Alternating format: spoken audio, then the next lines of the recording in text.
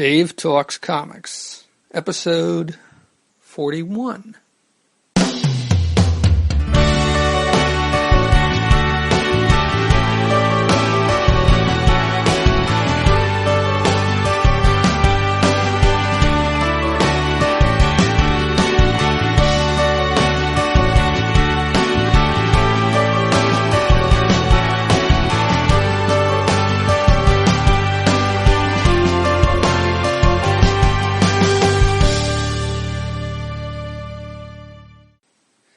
Dave Talks Comics is a podcast on the subjects of comic books and cartoons. I talk about comics I have read and bought, and cartoons I have watched. Dave Talks Comics can be found on the web at davetalkscomics.com, on Twitter at davetalkscomics. Email can be sent to dave at davetalkscomics.com. I talk from my notes on these comics. I don't go panel by panel. I try to do more than just summarize the stories. Although that shouldn't be too much of a problem this time around because I won't actually be talking about comics I've read, more along the lines of comics I've bought, but also some cartoons I've watched. In that vein, this podcast is not spoiler-free.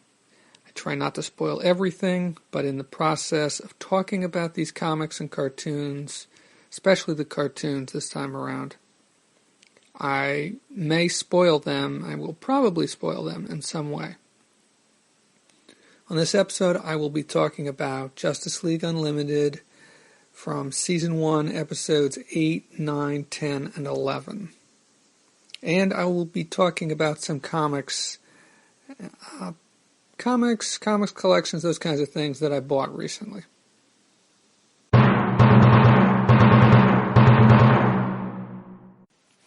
Justice League Unlimited episodes, Season 1, episodes 8 through 11.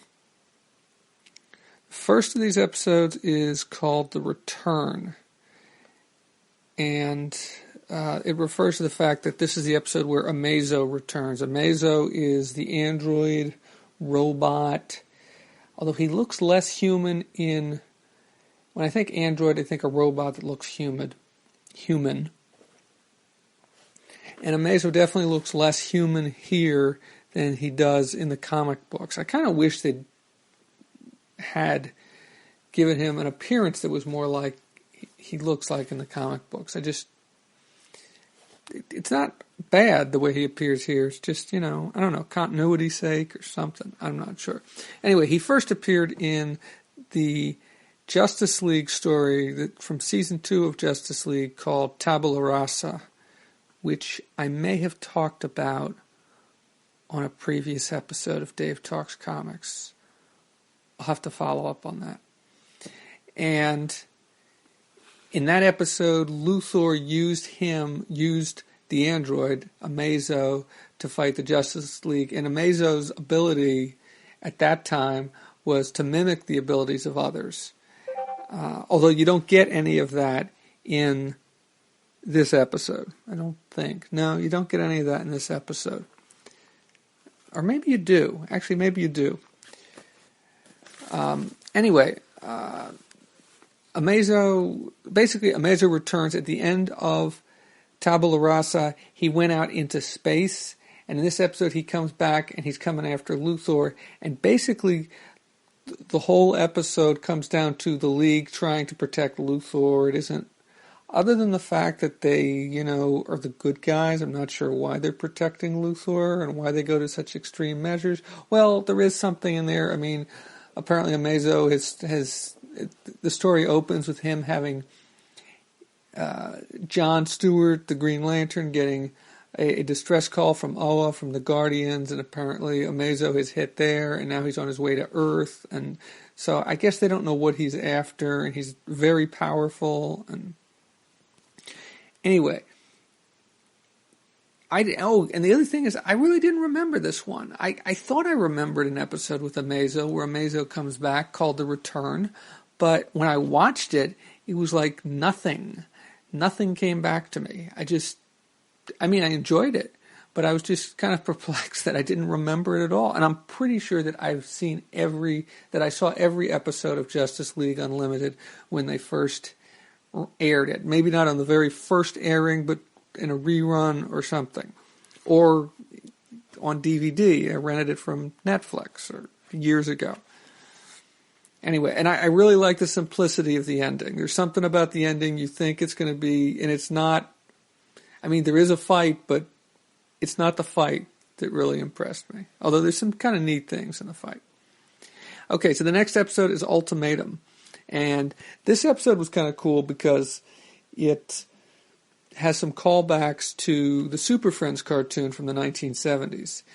And it also is another part in what comes to be known as the Project Cadmus arc, which runs through the first 26 episodes of, I'm not sure exactly where it ends, but somewhere in the first 26 episodes, it ends of Justice League Unlimited. And this is basically a story in which the government, kind of the Justice League, are pitted against the government, and there's this Project Cadmus. And this episode, you get, previously in Fearful Symmetry, there was some there, because you're getting a lot of episodes, although they don't call it Project Cadmus, they don't know it's Project Cadmus yet. You get a lot of information, a lot of interaction with the government, where the Justice League keeps running into the government, and everything isn't working out perfectly. The government seems to be doing some sinister things. The government suspects things of the League, and that comes up in this and in the next episode. So in this episode, the League encounters these other heroes who, it turns out, work for the government, and they're called the Ultimen. The episode is called Ultimatum. These heroes are called the Ultimen. And so the League kind of works with them, but then they find out that, so the League goes to investigate, and it looks like these guys are actually clones, and there are tons of them. Then the League encounters Amanda Waller. Amanda Waller, who in comic books was the original leader, well, not the original leader, but the leader of the incarnation of the Suicide Squad that appeared in the 1980s, right at the end of, that were born out of the Legends miniseries, and so that would be post-Crisis on Infinite Earths. But here she is a government official, and I believe it turns out she is partly responsible for Project Cadmus, and there's a great confrontation between her and Batman, which kind of calls back a little bit to her confrontations with Batman in the Suicide Squad. So it's a really cool, and there's some good character moments there. Oh yeah, and then the callbacks to the Super Friends is that all of the Ultimen, there's 5 of them, and they all are based on characters that were original creations for the Super Friends cartoon. And by that I mean that most of the characters in the Super Friends cartoon were characters that had appeared in the comic books. Batman, Superman, Wonder Woman, Aquaman, Hawkman, Green Lantern, Flash. There's probably a few others that I'm forgetting.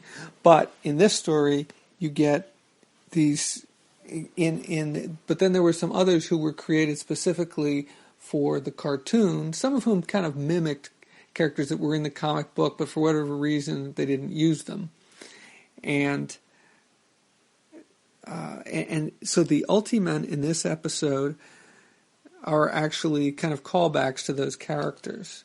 So the Ultimen have a character named Wind Dragon, who's a callback to a character named Samurai, who has air manipulation powers. I'm reading some stuff here from the DCAnimatedWikia.com, DCAnimated.wikia.com page for this. So, and then there's Juice from the Ultimen, who's a callback to Black Vulcan, whose powers were electricity.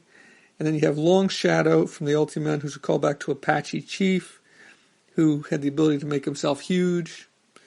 And then there was a couple characters named Downpour and Shifter from the Ultimatum who were called back to the Wonder Twins, Zan and Jaina. But there wasn't any Gleek. I don't think they had any monkey in this episode. Their space monkey. Yes, I don't think he showed up. But I thought that was kind of cool, because I grew up watching the Super Friends when I was young, especially the incarnation that included all of those characters. And, the other character who appears in this episode is Maxwell Lord. And I've read a few comic books with Maxwell Lord. I've read a little bit of the Justice League run, the post-Crisis on Infinite Earths Justice League run that was done by Keith Giffen and J.M. DeMatteis and Kevin Maguire, I think.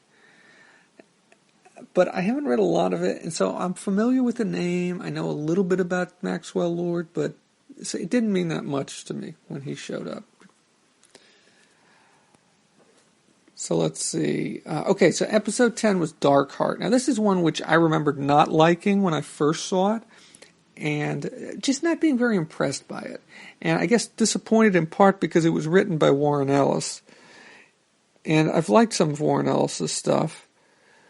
But this one really didn't do anything for me. It basically boiled down to a big fight. There are some important reveals here that relate to the Project Cadmus storyline. You find out that the Justice League satellite has this nuclear-powered weapon which they try to use to defeat this alien menace, and that doesn't really work. And it turns out, the Atom becomes the hero in this episode because he's able to shrink down into this machine and tear it apart. But the Army didn't know that the Justice League had this, and this is, of course, the U.S. Army, didn't know that the Justice League had this weapon, and this sows a certain amount of distrust between the Army and the League, and you can see some hostility or not sure what the right word is there. Hostility or animosity. Yeah, I think animosity would be the right word between General Eiling, who's a character who appears in this episode for the first time, and then appears in a few others. I think he might be the one who injects himself with some stuff and turns into a monster in a future episode, but I'm not sure if that's him or not. So basically this episode is all about this alien threat and the League dealing with it. Atom is the hero. There's more development in the Project Cadmus storyline, in that you get more distrust and more animosity that grows between the government and the League. And I think that's it for episode 10. Okay, and then finally episode 11, Wake the Dead. This is a return to the episode called The Terror Beyond, which was from season 2 of Justice League, and that was the episode that featured Aquaman and Dr. Fate and Solomon Grundy and Hawkgirl. Well, certainly those three, minus Hawkgirl, but Hawkgirl was definitely played a key role in that episode, and it's the teaming up of those characters is kind of a call back to the Defenders from Marvel Comics. And I think this is another one that I talked about in a previous episode. And that being The Terror Beyond. So, let's see. So basically in this story, Grundy is back from the dead. He was killed at the end of The Terror Beyond. Sorry about that, spoilers. I think I warned you about that in the beginning. And also Amazo is back from space. And according to the DC animated Wiki, Amazo is supposed to be a callback. It's supposed to be a reference to the Silver Surfer, in the same way that Grundy is referenced to the Hulk, Dr. Fate to Doctor Strange, Aquaman to Namor, and Hawkgirl to Nighthawk, I believe it is. Although you could possibly also say that she's could be a reference for Valkyrie, who was also a member of the League, of the Defenders. So, yeah, so basically it's a fight between the League and Grundy, or some members of the League. Green Lantern, Superman, Vixen shows up in this one, and Hawkgirl. And this is the return of Hawkgirl. This is where Hawkgirl finally returns to the team. I think she had been in one previous episode in this season, but just briefly. And really it's her moment in the end that's the most important. And that makes it a good episode. Such a good episode in my mind. So I thought this was a good one. It's not my favorite, but I thought it was a good one. Certainly much better than Dark Heart. If I had to pick a favorite among these, I don't know, maybe Ultimatum, and only because it's a callback to the Super Friends. And so I think that's about it for here. There's 2 more episodes to make the first, to round out the first 13 of the Justice League Unlimited. Now, my recollection is, and I'm trying to look this up as I talk here, my recollection is that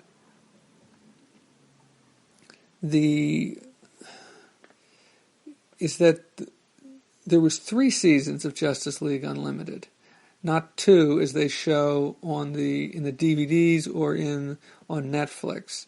And the first 2 seasons were actually all 3 seasons were 13 episodes each.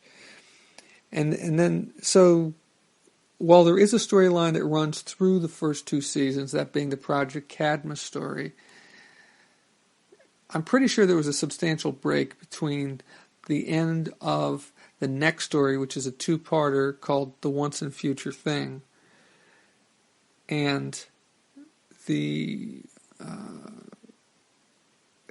beginning of the next season, which began with an episode called The Cat and the Canary. Now let's see, I'm looking at this. So The Once and Future Thing, the second part of it aired on January 29th, 2005, according to this. And the next episode aired, February 5th, 2005. Huh. Okay. Well, maybe I'm wrong then. I don't know. What do I know? It was a long time ago, like almost 9 months ago, or 9 years ago. Anyhow. So that's it for this, for my thoughts on episodes 8, 9, 10, and 11 of Justice League Unlimited. I'm still watching. I'll probably come back to talk about some more episodes at some point.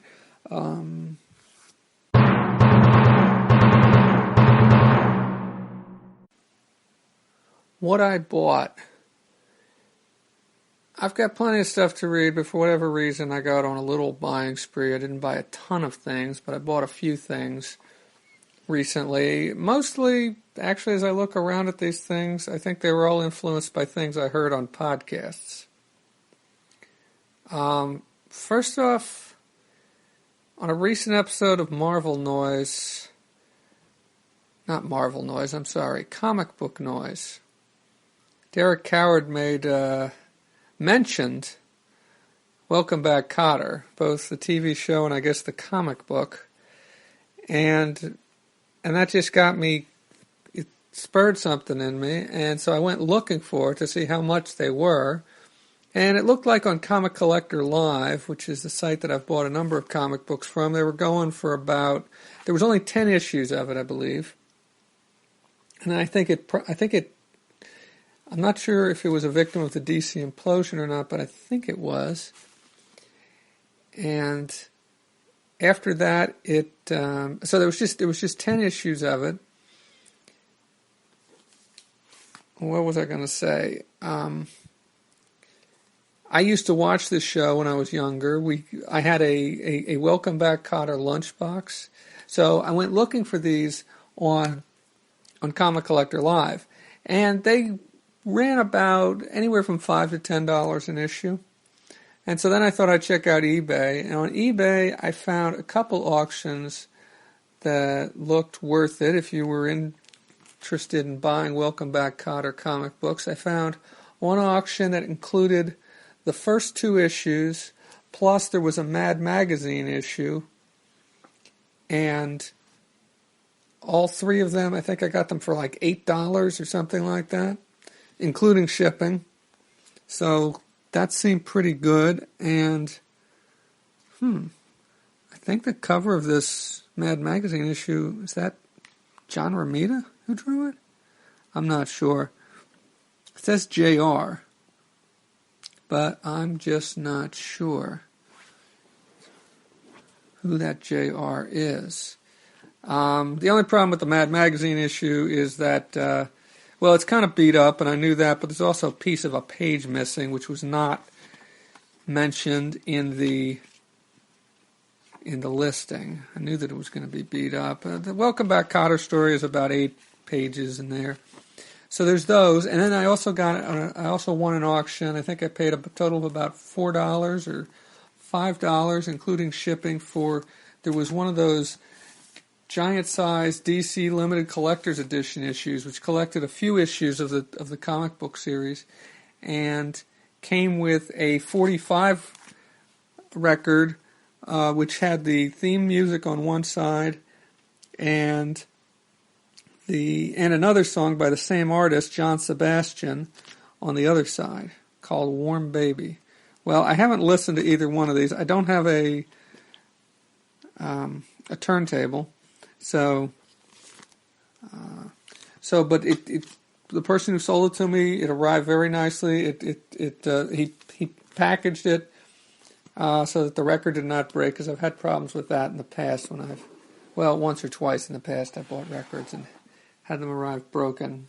Didn't leave me happy. See, the next thing I bought was a collection of Star Trek comics. These were originally done by DC. I believe the collection was by DC. And I heard about this on 11 O'Clock Comics. A few episodes ago they were talking about some of their favorite comics from different eras. And one of the ones that David Price mentioned was Star Trek The Modala Imperative. And I found a beat-up copy for fairly, I think I didn't pay more than $5 for it on Amazon. And yeah, some of the pages are a little torn, and it's a copy that was originally part of a library, so it's got from Fort Vancouver Regional Library. But this was written in part it's written by Michael Jan Friedman and Peter David, art by Pablo Marcos, and it's got an introduction by Walter Koenig, who played, of course, Mr. Chekhov on the original series. And I believe there's 2 stories in here. One is The Next Generation, and one is from the original series. And they both, I guess they tie together somehow. But I'm not sure exactly how, because I haven't read it yet. And then the final thing I bought was, I've been listening to the Great Expectations podcast, and they've been reading through a number of comics that I've read before. The Great Expectations comics podcast focuses on the X-Men, and in the last few episodes they've gone through some of the post-Byrne issues of X-Men. So that's starting around issue 144, 145, I believe.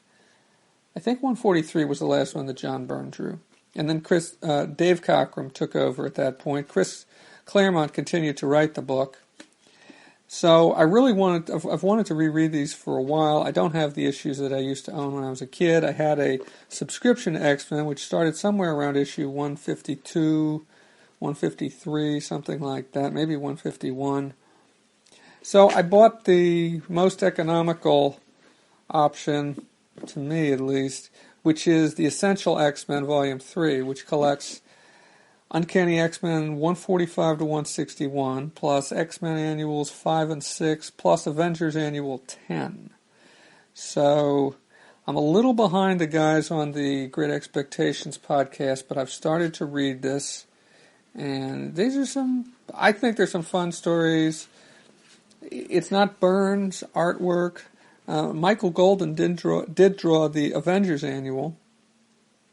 But this collection also does include a number of great stories, what I think are great stories, at least, including the beginning of the original Brood saga. I will have to get Volume 4 of the Essential X-Men to get the rest of the Brood saga. But, the story I'm reading right now is the X-Men versus Doctor Doom and Arcade, and I believe this is the first encounter between the X-Men and Doctor Doom. There's a good Magneto story in here. Then you get into the Brood Saga, and the Brood Saga is kind of woven in between a bunch of other stories. Anyway, which includes some X-Men in outer space, which I think is very cool. So that's the extent of what I've bought recently, which just only adds to the pile of stuff I have to read. But hopefully these will all turn out to be worthwhile purchases. A little more of what I bought. I forgot when I made that other recording that I'd also ordered some stuff from Fantagraphics. I have a while back, I think it was about a year and a half ago, Fantagraphics had this offer. I guess they were really in need of money. I believe this is before Kim Thompson died. They were really in need of money, and so they had these 2-for-1 coupons.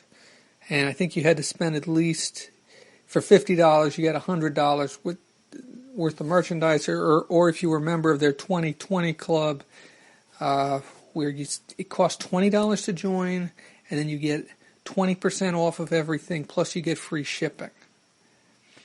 It's not like free overnight shipping, but free shipping. Check their website if you want details. So I was a member of that at the time that I bought these.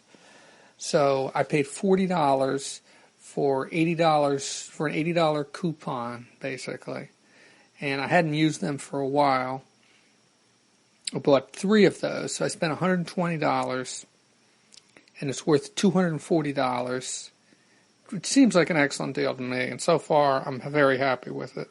The first one I used earlier this year to buy my mother a bunch of volumes of the Prince Valiant series. She's a big fan of those. When she first told me she was interested in them, they only had that old paperback version.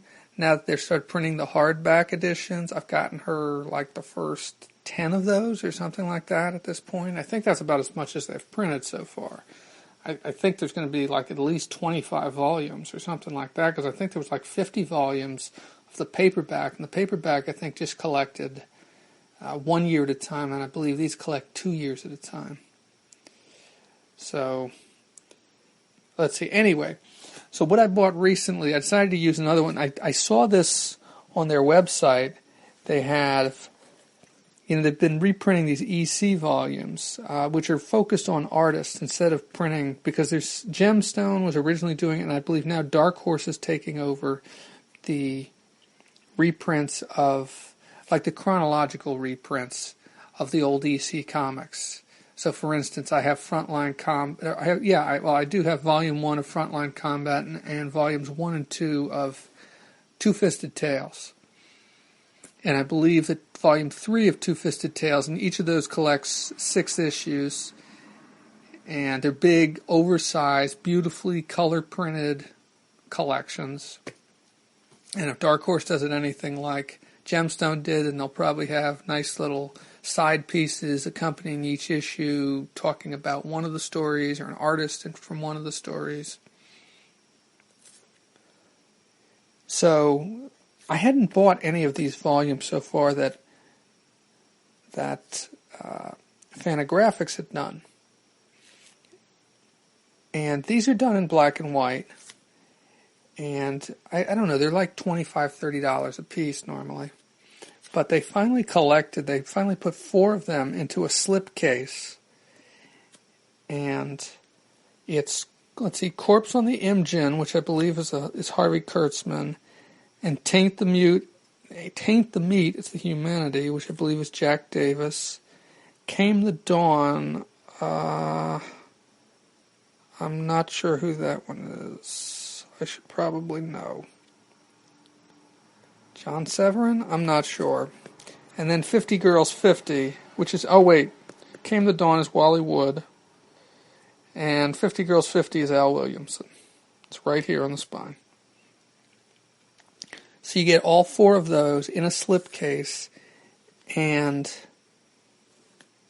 with my discounts, it was like, first off, it was like $75 because I was getting 25%. First off, they're selling them for like $95. You can get them even cheaper on Amazon for like $57 or something like that, for like 40% off. But, I mean, this is beautiful. I mean, you've got this beautiful slipcase that holds all 4. They're hardback editions. And on top of that, I had my coupon, which was good for $80. So I needed a little something else to throw in there to... Also, I should say that this comes wrapped in plastic. And I'm the sort of guy who does not unwrap these things until I'm ready to read them, and I'm not ready to read them just yet. So it's going to stay in plastic. In fact, when I bought the Absolute Edition of New Frontier, and that's the only Absolute Edition I have, I think that thing stayed in plastic for over a year before I opened it and finally started reading it. So this is beautiful, and I needed a little something else to bring my price over, my order over $80, which is what the coupon was for. So I picked up the Comics Journal Library Volume 8, the EC Artists. And this is a bunch of interviews which are taken from the Comics Journal. And I don't think I've read very much from the Comics Journal over the years. It's mostly, I think I've read a little bit of their stuff online. So because I'm interested in the EC stuff, and honestly, Fantagraphics has a lot of stuff that looks really nice, but I thought this would be a nice companion piece to go with these. And I've actually started to read this. And this includes interviews with Will Elder, Bill Gaines, Al Feldstein, Johnny Craig, Frank Frazetta, Joe Kubert, Harvey Kurtzman, George Evans, Al Jaffe, and John Severin. Now, only 3 of these interviews are really long, and those are the Will Elder one, the Bill Gaines. Will Elder, Al Felt. No, let's see. Well, the Will Elder one's about 50 pages, and the John Severin one's even longer, I think, than that. I think it's like 60 or 70 pages. And the Al Feldstein one is about 25 pages. I don't think any of the others are longer than about 15 pages, and some of them are really short, just 3 or 4 pages. But it's filled with tons of beautiful art, tons of beautiful reprints, some in black and white, some in color, both from EC comics and other comics that these artists drew. And I have started to read it opens with an introduction to EC Comics by Ted White. And let's see, Ted White is a jazz critic and a science fiction writer and editor and a radio DJ. And so that was good, although I knew most of what they had in there. And then so I've started the Will Elder interview, and it's good stuff. It's good stuff. I like it. This interview is done by Gary Groth, but not all of them are. So I think most of them are, but not all of them. Well, I'm not sure. Anyway, it looks like a really good read, and I'm obviously not going to sit down and read this whole 50-page interview in one sitting. Not my kind of thing. But if you like EC Comics, I think both of these are definitely worth getting. And I feel sorry for people who might have already bought these volumes that are in this slipcase edition individually, because they're not selling the slipcase by itself. So that's my addendum to what I bought.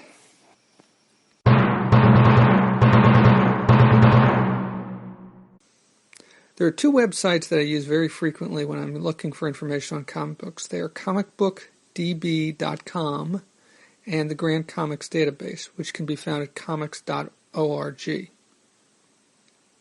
If you're looking for information like I do on a very frequent basis, I recommend checking these out. And of course, Wikipedia is also very helpful sometimes. That's it for episode 41 of Dave Talks Comics. Questions or comments can be posted on the episode page at davetalkscomics.com, or you can tweet them to @DaveTalksComics. Email your questions or comments to dave@davetalkscomics.com. Next time on Dave Talks Comics, I will be talking about the first three stories. Let's make it simple. I'll be talking about the X-Men story from X-Men 145 to 147, in which they battle Doctor Doom and Arcade. And I will be talking about some more cartoons that I watched recently. Thank you for listening.